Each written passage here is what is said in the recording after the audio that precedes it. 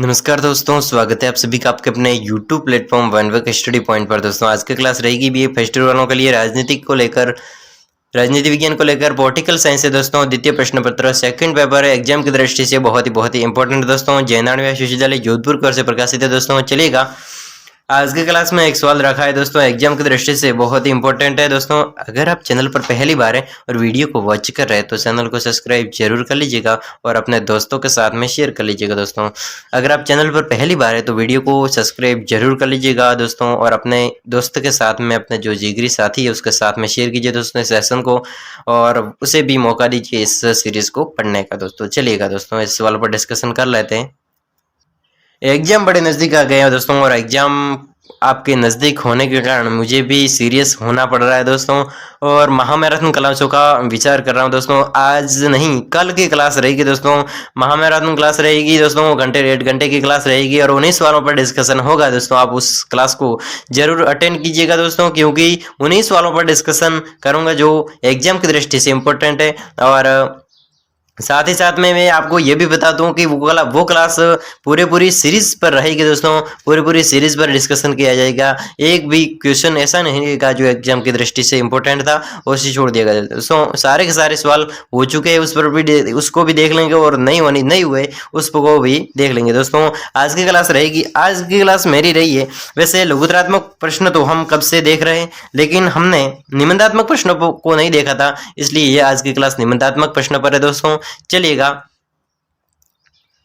लोकसभा एवं राज्यसभा की शक्तियों एवं भूमिका का तुलनात्मक मूल्यांकन। लोकसभा और राज्यसभा की शक्तियों है, उस शक्तियों की भूमिका का तुलनात्मक अध्ययन करना है कि किस प्रकार लोकसभा की शक्ति और राज्यसभा की शक्ति, किस प्रकार इस दोनों में तुलना है। लोकसभा एवं राज्यसभा की शक्तियों एवं भूमिका का तुलनात्मक मूल्यांकन करना है दोस्तों। चलिए, लोकसभा की शक्तियों का परीक्षण कीजिए एवं विवेचना कीजिए कि क्या वो सार्वभौमिक व्यवस्थापिका है। ठीक है, चलिए दोस्तों, लोकसभा की शक्तियों और कार्य को देखते हैं। लोकसभा की पहले तो शक्तियों और कार्य को देखेंगे, बाद में उसकी तुलना करेंगे। चलिए,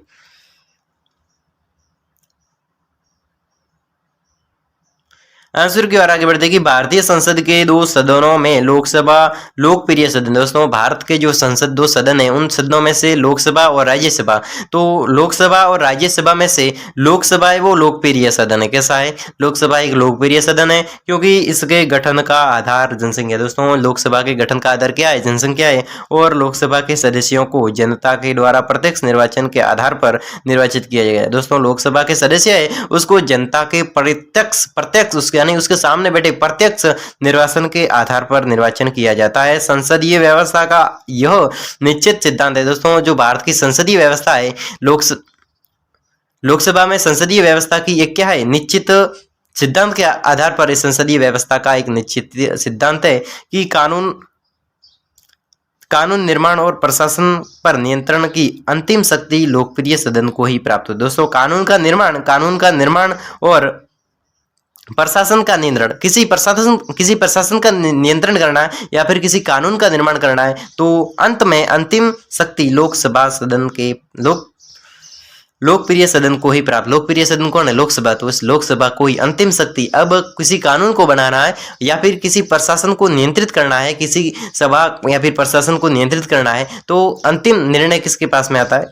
लोकसभा निर्णय लेती है और वही फिक्स होता है दोस्तों। ठीक है, तो अंतिम निर्णय लोकसभा के पास में आता है। भारतीय संविधान द्वारा भी लोकसभा को राज्यसभा की तुलना में उच्च स्थान प्राप्त की गई। दोस्तों भारतीय संविधान द्वारा भी लोकसभा को राज्यसभा की तुलना में उच्च स्थिति प्रदान। लोकसभा और राज्यसभा में से सबसे ऊंचा स्थान किसको है? तो लोकसभा को, क्योंकि लोकसभा एक ऐसी सभा है जो अनेकों से मिलकर बनी होती है और एक निर्वाचन मंडल के रूप में किसी प्रत्यक्ष निर्वाचन के आधार पर इसका निर्धारण है वो किया जाता है, निर्वाचन किया जाता है। इसलिए इस भारतीय जो संविधान है, भारतीय संविधान में भी लोकसभा को राज्यसभा से ऊंचा स्थान है वो प्रदान है। संसद लोकसभा, राज्यसभा तथा राष्ट्रपति से मिलकर बनती। दोस्तों संसद किससे मिलकर बनती? संसद, लोकसभा, राज्यसभा और राष्ट्रपति शामिल होता है दोस्तों। राष्ट्रपति इसमें भाग लेता है। लोकसभा और राज्यसभा प्लस राष्ट्रपति से मिलकर बनती है, लेकिन लोकसभा संसद की सबसे अधिक महत्वपूर्ण इकाई दोस्तों लोकसभा है, वो संसद की सबसे महत्वपूर्ण इकाई है। लोकसभा की शक्ति तथा उसके कार्यों का अध्ययन निम्न रूपों में। लोकसभा की शक्ति किस प्रकार है और लोकसभा के कार्य का कौन कौन से है दोस्तों। लोकसभा यानी लोगों की सभा, और लोगों की सभा ऐसी होती है जिसका निर्वाचन लोगों के द्वारा प्रत्यक्ष रूप से किया जाता है, निर्वाचन किया जाता है, तो वही लोकसभा सबसे शक्तिशाली लोकसभा होती है। और भारतीय संविधान में भी राज्यसभा से ऊंचा स्थान लोकसभा को दिया गया दोस्तों, क्योंकि ये लोकप्रिय संविधान है। इसलिए लोकप्रिय संविधान है क्योंकि एक निर्वाचन मंडल के द्वारा आधारित होता है दोस्तों। कोई ऐसा मुद्दा है या फिर ऐसा कानून है या फिर ऐसा प्रशासन है जो नहीं मान रहा है, या फिर ऐसी योजना है जो नहीं लागू हो रही है या फिर गलत लागू कर दी है, तो उस योजना को बनाना और हटाना लोकसभा के हाथ में होता है। क्योंकि दोस्तों लोकसभा एक ऐसा संसद है, ऐसा सदन है जो लोकसभा किसी कार्य को नहीं हो पा रहा है तो अनहोनी को होनी में बदल लेने का कार्य करती है दोस्तों। चलिएगा आगे बढ़ते हैं कि विधायी शक्ति दोस्तों। लोकसभा के पास में विधायी शक्ति होती है। संविधान के अनुसार भारतीय संसद संघ सूची, संवर्ती सूची, अवशेषी विषयों और कुछ विशेष परिस्थितियों में राज्य सूची के विषयों पर कानून का निर्माण कर सकती है दोस्तों। लोकसभा की जो विधायी शक्तियां हैं, तो विधायी शक्तियों के अनुसार संविधान की किताब में लिखा हुआ है कि भारतीय संसद संघ सूची, संवर्ती सूची, अवशेष विषयों, कुछ विशेष परिस्थितियों में राज्य सूची के विषयों पर कानून निर्माण कर सकती है। यद्यपि संविधान के द्वारा साधारण विधेयक के संबंध में लोकसभा राज्यसभा को समान शक्ति प्राप्त है दोस्तों।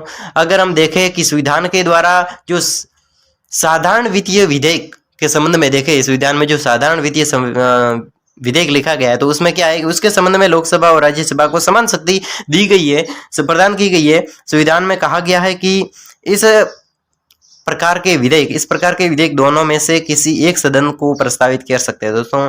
जो सदन है राज्यसभा और लोकसभा, तो इसमें से किसी एक प्रकार के विधेयक, दोनों प्रकार के विधेयक में से किसी एक सदन को प्रस्तावित किया जा सकता है, और दोनों सदनों से पारित होने पर राष्ट्रपति के पास हस्ताक्षर के लिए भेजें दोस्तों। दोनों सदन में से कोई भी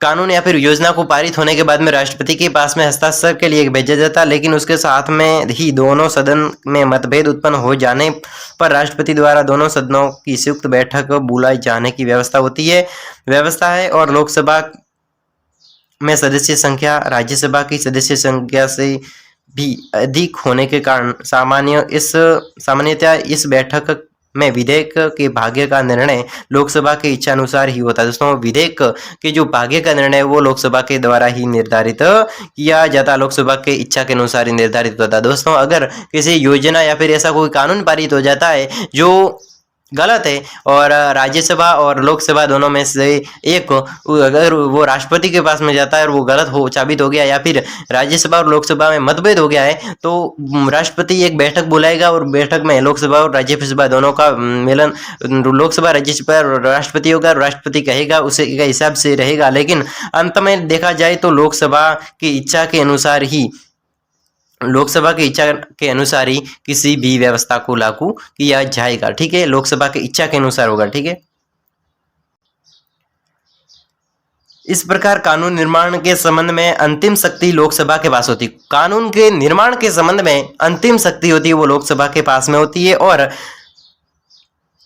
राज्यसभा साधारण अवित्तीय विधेयक को 6 महीने तक रोकने के अलावा और कुछ नहीं कर सकती दोस्तों। जो राज्यसभा है वो अवित्तीय विधेयक होता है उसको 6 महीने से अधिक रोक गए रखने के अलावा और कुछ नहीं कर सकती। राज्यसभा तो किसी रोकने का कोई अवित्तीय विधेयक उसको 6 महीने से अधिक रोक ही नहीं सकती, इतना ही कार्य कर सकती है।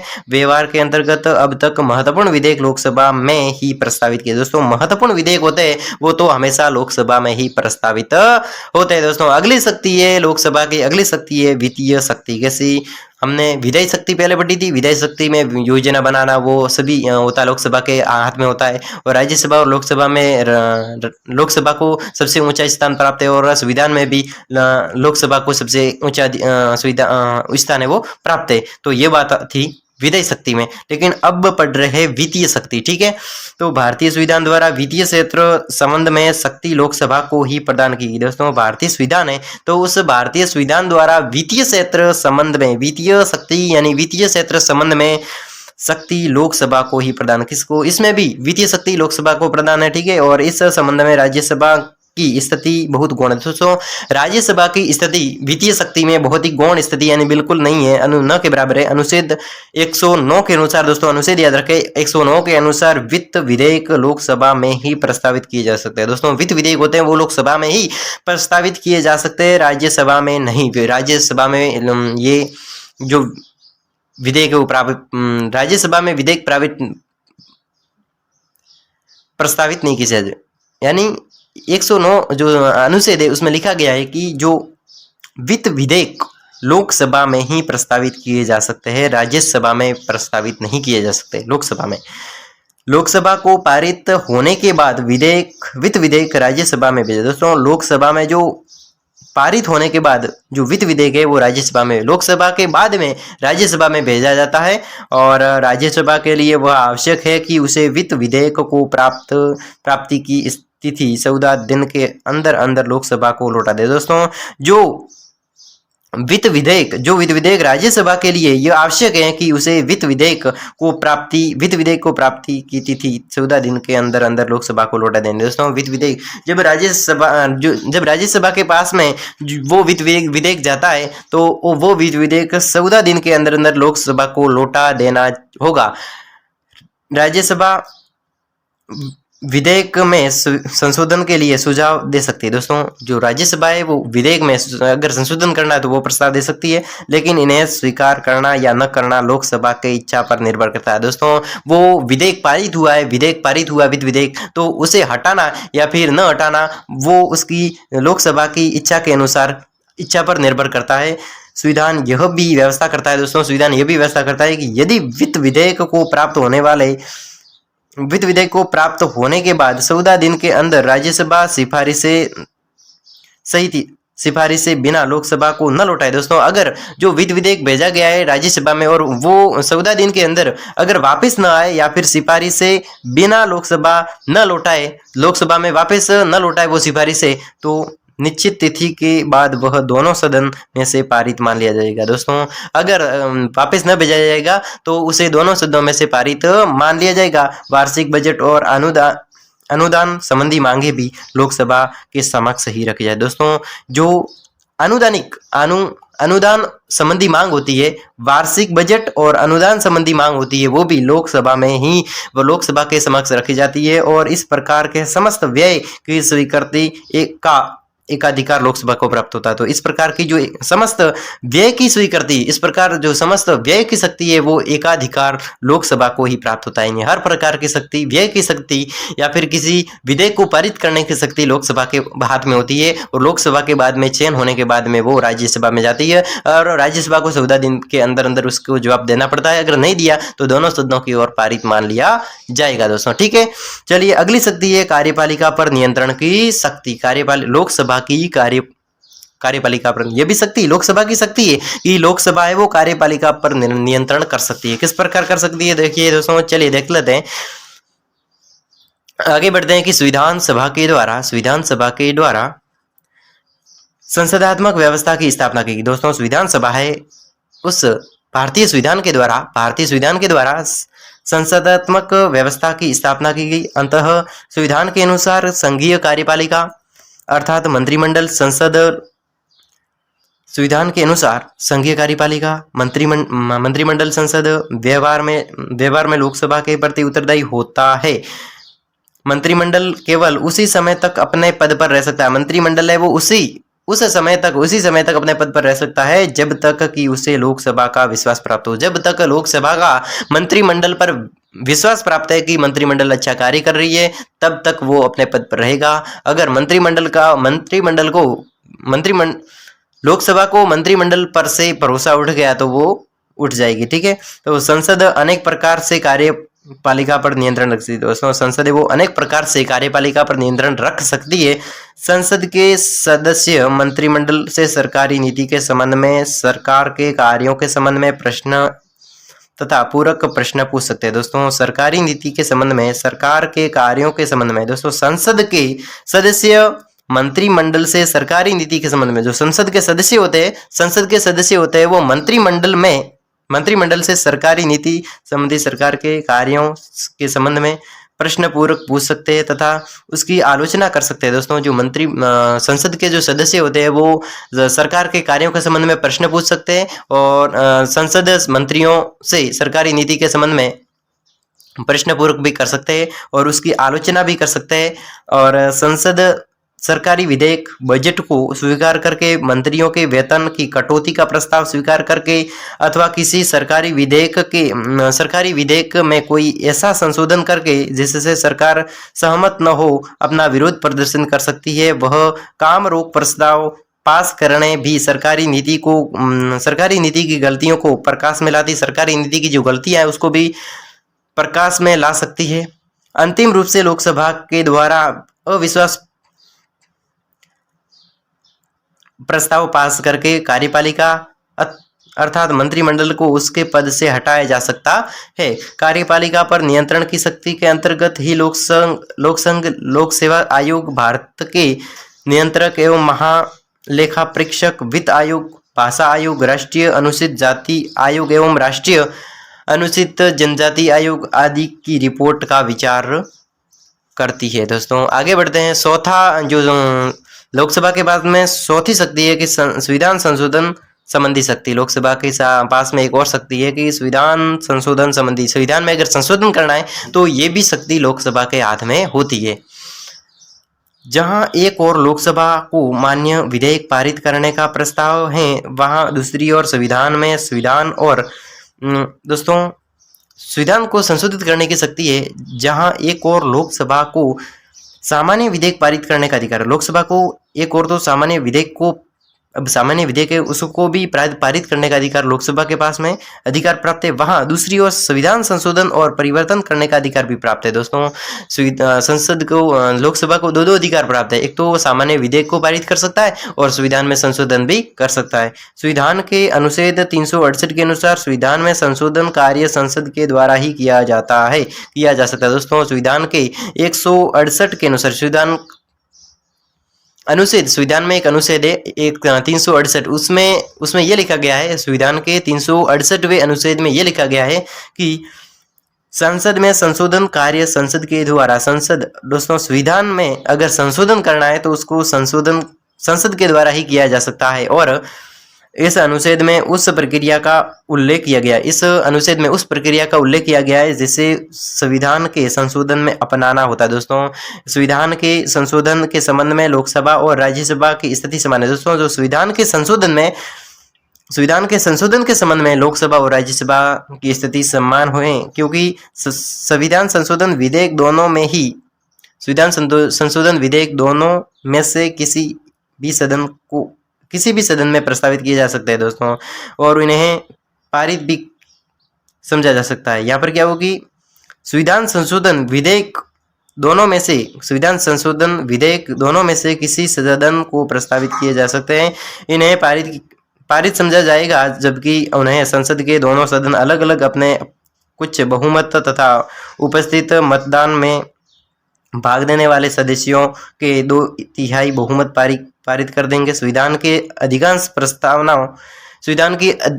प्रस्तावना में अकेली संघीय संसद के द्वारा परिवर्तन किया जा सकता है। दोस्तों संविधान के अधिकांश जो प्रावधान है उसमें अकेली संघीय संसद के द्वारा ही परिवर्तन किया जा सकता है। केवल कुछ ही प्रावधानों में संशोधन के लिए भारतीय संघ के आधे राज्यों के विधानमंडलों की स्वीकृति आवश्यक है। दोस्तों आधे राज्यों की अगर स्वीकृति होगी तो संविधान में संशोधन किया जाएगा। ठीक है, अब किसी संविधान में संशोधन करना है तो भारत के कुल राज्यों में से अगर आधे राज्य संविधान में संशोधन करने के लिए तैयार है तो हो जाएगा, नहीं तो नहीं होगा। ठीक है, मंत्रिमंडल के रूप में कार्य, संविधान का जो मंत्रिमंडल के रूप में कार्य, जो लोकसभा है वो मंत्रिमंडल के रूप में भी कार्य करती है। किस प्रकार करती है? लोकसभा निर्वाचन मंडल के रूप में भी कार्य करती है। लोकसभा निर्वाचन मंडल के रूप में कार्य करती है। अनुच्छेद 64 के अनुसार लोकसभा के सदस्य राज्यसभा के सदस्य तथा राज्य विधानसभा के सदस्य के साथ मिलकर राष्ट्रपति का निर्वाचन करती है। दोस्तों समझ गए होंगे आपके संविधान 54 के अनुसार, अनुच्छेद 54 के अनुसार लोकसभा के संसद, लोकसभा के सदस्य राज्यसभा के सदस्यों, लोकसभा के जो सदस्य है वो राज्यसभा के सदस्य तथा राज्य विधानमंडल के सदस्यों के साथ मिलकर राष्ट्रपति का निर्वाचन करते हैं। अनुच्छेद 66 के अनुसार लोकसभा और राज्यसभा मिलकर लोकसभा और राज्यसभा मिलकर उपराष्ट्रपति का चुनाव करते हैं। लोकसभा और राज्यसभा मिलकर उपराष्ट्रपति का चुनाव करते हैं और लोकसभा के द्वारा सदन के अध्यक्ष और उपाध्यक्ष को निर्वाचित किया जाता है और वह उन्हें पदच्युत भी कर सकता है। दोस्तों लोकसभा और राज्यसभा उसे यानी उपराष्ट्रपति को पदच्युत भी अपने पद से उतार भी सकता है। ठीक है, अगला है जनता की शिकायतों का निवारण। जनता की शिकायतों का निवारण लोकसभा के द्वारा जनता की शिकायतों का निवारण भी किया जाता है। किस प्रकार? लोकसभा के सदस्य प्रत्यक्ष रूप से जनता द्वारा निर्वाचित हो जाते हैं। दोस्तों लोकसभा के सदस्य प्रत्यक्ष रूप से जनता द्वारा निर्वाचित होकर आते हैं। दोस्तों अब कोई भी जनता की शिकायत है, जनता के लोगों की यानी भारतीय नागरिकों की जनता की शिकायत है, तो उसका निवारण एक लोकसभा के पास में होता है। तो किस प्रकार है कि लोकसभा के सदस्य प्रत्यक्ष रूप से जनता द्वारा निर्वाचित होकर आते हैं। दोस्तों लोकसभा के जितने भी सदस्य हैं वो जनता के द्वारा निर्वाचित प्रत्यक्ष रूप से निर्वाचित होकर आते हैं। ठीक है, अतः उसके द्वारा जनता को शिकायतें, अतः उस लोकसभा के द्वारा जनता की शिकायतें, जनता के विचार और भावनाएं सरकार तक पहुंचाई जाती है। दोस्तों लोकसभा के द्वारा जनता के जो लोग होते हैं उस लोगों की भावनाओं और लोगों की इच्छाओं को सरकार तक पहुंचाई जाती है। किसके माध्यम से? लोकसभा के माध्यम से। लोकसभा के सदस्य इस बात की चेष्टा करते हैं, लोकसभा के सदस्य इस बात की चेष्टा करते हैं कि सरकार अपनी नीतियों का निर्माण, कार्यों का संपादन जनता के हितों को ध्यान में रखते हुए करे। दोस्तों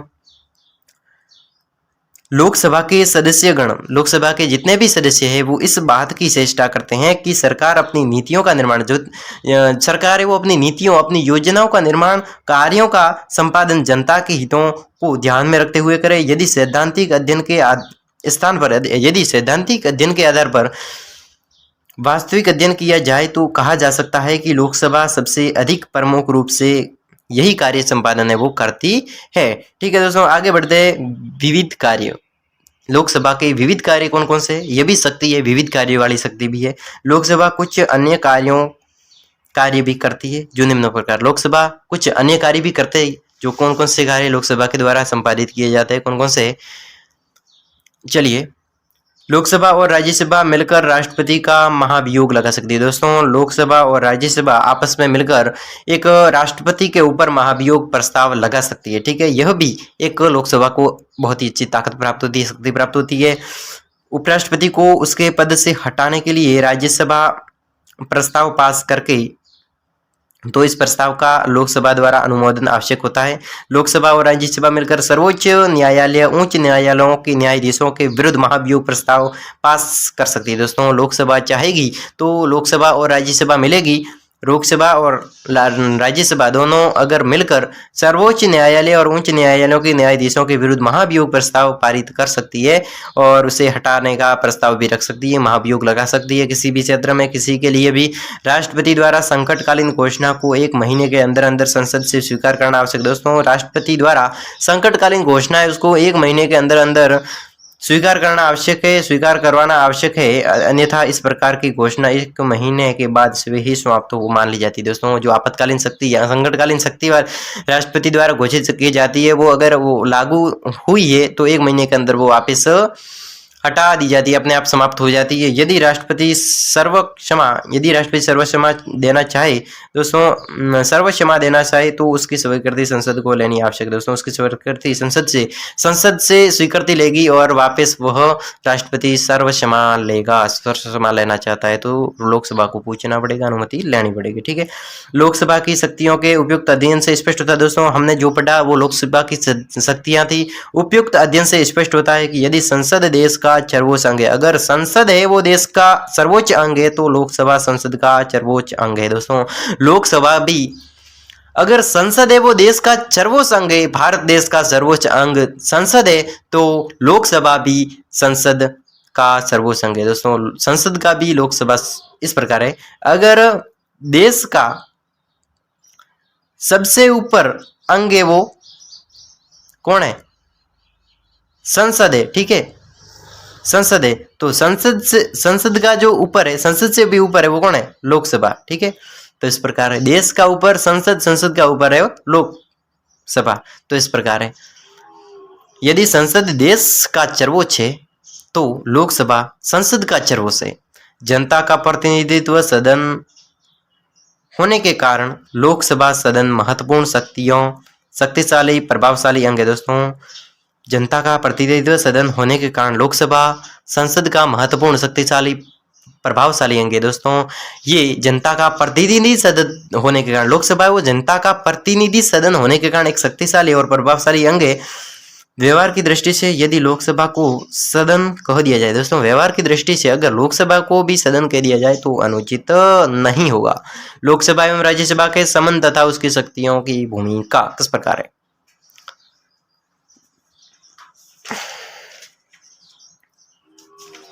दोस्तों क्लास बड़ी लंबी हो जाएगी, फिर भी देखते हैं कुछ सवालों को। क्लास बड़ी लंबी हो जाएगी दोस्तों, आप इतनी अटेंड भी नहीं कर पाएंगे दोस्तों। अगली क्लास में ये डिस्कशन करेंगे, ठीक है, कि लोकसभा एवं राज्यसभा के संबंध, उसकी शक्तियां एवं भूमिका। चलिए दोस्तों, अगली क्लास में मिलते हैं अगले वीडियो के साथ में। तब तक के लिए अनुमति दीजिए और खुद की 1 वीक सीरीज पढ़िए, साथ ही साथ ऑनलाइन 1 वीक सीरीज पढ़िए दोस्तों। अपने दोस्तों के साथ में शेयर कीजिए। तब तक के लिए अनुमति दीजिए, धन्यवाद दोस्तों। अगले क्लास में मिलता हूँ, तब तक के लिए बाय बाय।